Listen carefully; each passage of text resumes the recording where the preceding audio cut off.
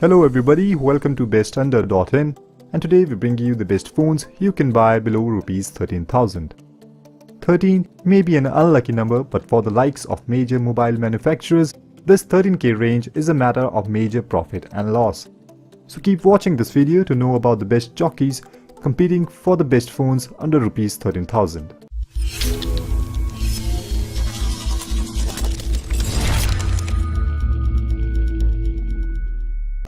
So let's kick off the list with the best selfie phone on this list, the Lenovo Vibe S1.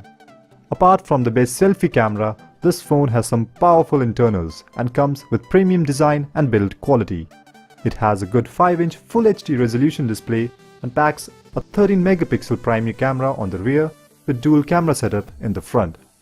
The main front camera has an 8 megapixel sensor and is supported by a second 2 megapixel sensor which detects depth of field. Powered by an octa-core Mediatek processor, the phone uses a 64-bit SoC and gives a decent performance. Slippery back can be managed using the bundle back cover, and the hybrid dual SIM is also acceptable since it has 32 GB of internal storage, but it lacks gyroscope and magnetometer sensors. Also, the capacitive touch keys are not backlit. Lenovo Vibe S1 runs Vibe UI on top of Android 5.0, but the software is heavily bloated and could use some improvement. Please buy this phone only if you are a selfie addict and a basic user, else the poor battery and missing fingerprint sensor makes this phone unfavorable, especially for power users. Despite these flaws, Vibe S1 does bring the perfect combination between beauty and performance in a smartphone.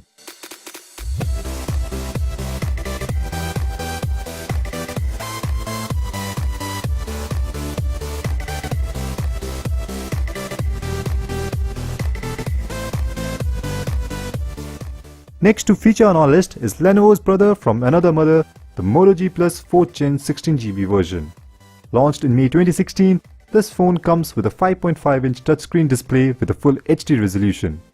This phone is powered by a Snapdragon 617 processor coupled with Adreno 405 GPU, which is the most basic version of 4th generation of Adreno GPUs and clearly struggles under the load of heavy games. The 2GB RAM and 16GB internal are just enough. The Moto G4 Plus packs an improved camera app with 16 megapixel primary camera on the rear and a 5 megapixel front shooter for selfies. It is a dual SIM smartphone that accepts 2 micro SIM with dedicated slots. Moto G4 Plus has got a sleek design, good build and vivid display with a very strong battery life of 3000 mAh supported by turbocharging. It runs on a near stock version of Android, which enables it to get fastest Android updates after Nexus phones. The only thing lacking in this phone is NFC, and also low light camera performance is average. This is the only water repellent phone on this list.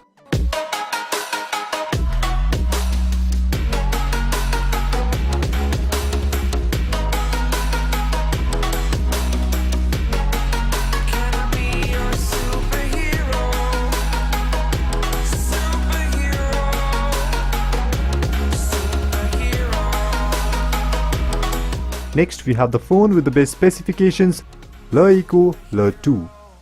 This phone comes with a 5.5-inch Full HD and is powered by an octa-core Snapdragon 652 processor coupled with Adreno 510 GPU, which is a very powerful and latest generation chipset that gives it a great performance. The phone packs a usual 3GB of RAM and non-expandable 32GB internal storage. As far as the cameras are concerned, the phone packs a very capable camera hardware, 16 megapixel on the rear and 8 megapixel on front, which by far is the best camera duo in this mid-budget range. The phone runs on latest Android Marshmallow and is powered by a 3000 mAh non-removable battery along with fast charging support, which gives a good battery life to the phone. It is also eligible for the free LE ecosystem subscription for a year, which is the best thing about this phone. Now talking about the cons, LE-Eco's active approach to future technology sometimes plays against it, as there is no 3.5mm audio connector and micro SD card support. Instead, we have a Type-C USB connector and cloud storage options available. The camera performance is also average, but being a mid-range budget phone, nothing exceptional is expected. Specification-wise, this is undoubtedly the best phone on this list.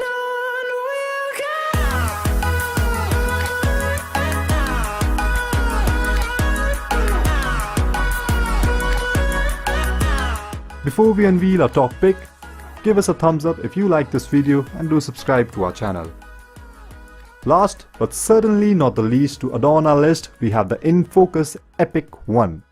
This new player in the market has played all its aces with the powerful 2 GHz Mediatek Helio X20 Deca core processor, and is the first phone to use a Deca core processor while its competitors are still stuck with the octa cores. This high-grade CPU is coupled with the Mali T760 MP4 GPU and 3 GB of RAM. Even the cameras in this phone have played their cards pretty well. The rear camera is a 16 megapixel sensor with auto image stabilization and object tracking, while the 8 megapixel front sensor has a f1.8 aperture, assuring better low-light photography. If that was not enough, the 3000 mAh battery supports fast charging with USB Type-C connector. It has a metal-clad design and looks good. The company has worked good on the hardware front, but on the software front, the custom UI looks dated despite being on top of Android Marshmallow. This downside is in addition to the lousy fingerprint scanner that could have been better. Overall, this phone is a must-buy gadget.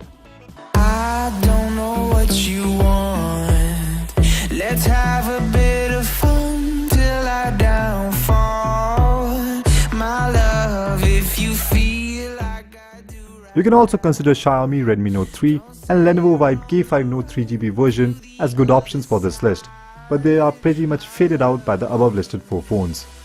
To sum up, if you want the best specs, like best camera and latest Snapdragon processor, then Le2 is your pick. And if you want the best specs with the latest Mediatek Deca core processor, then do not hesitate to go for the in-focus Epic One. For selfie lovers, we have the Lenovo Vibe S1 with a dual camera combination of 8 megapixel and 2 megapixel. And last but not the least, if you want a tier 1 trusted splash-proof phone, then go for the Moto G Plus 4th Gen 16 GB version, which may not give much features, but build quality and after-sales support won't disappoint you for sure. Hope this video helped you in your decision-making process. Don't forget to like, share and subscribe.